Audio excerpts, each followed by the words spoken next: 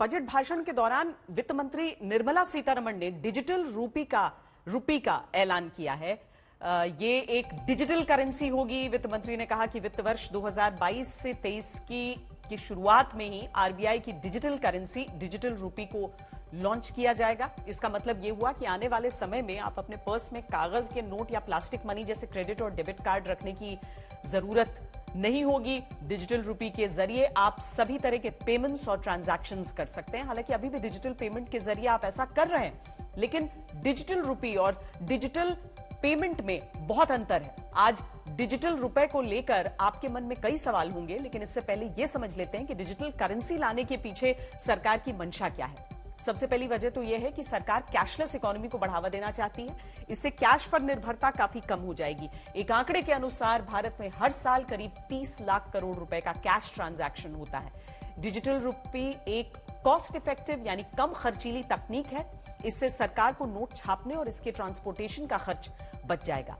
कागज की करेंसी होने के कारण देश में आमतौर पर हर साल हर 5 में से एक नोट हटाना पड़ता है। इसमें रिजर्व बैंक की एक बड़ी राशि खर्च होती है। इसके अलावा डिजिटल करेंसी से ट्रांजैक्शन जल्दी पूरे किए जा सकते हैं।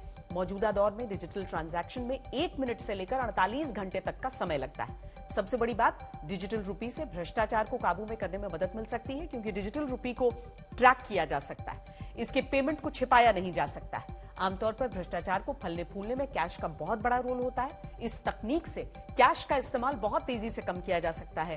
डिजिटल रुपी को ब्लॉकचेन टेक्नोलॉजी और कई दूसरी डिजिटल टेक्नोलॉजी के इस्तेमाल के जरिए मार्केट में उतारा जाएगा। ऐसा माना जा रहा है कि डिजिटल रुपी वाली ये तकनीक देश में डिजिटल इकोनॉमी के क्षेत्र में एक क्रांतिकारी कदम साबित होगा। इसे लेकर वित्त मंत्री निर्मला सीतारमण ने क्या कहा है, ये आपको जरूर सुनना चाहिए। Introduction of a central bank digital currency will give a big boost to digital economy. Digital currency will also lead to a more efficient and cheaper currency management system. It is therefore proposed to introduce digital rupee using blockchain and other technologies to be issued by the Reserve Bank of India starting 2022 and 23.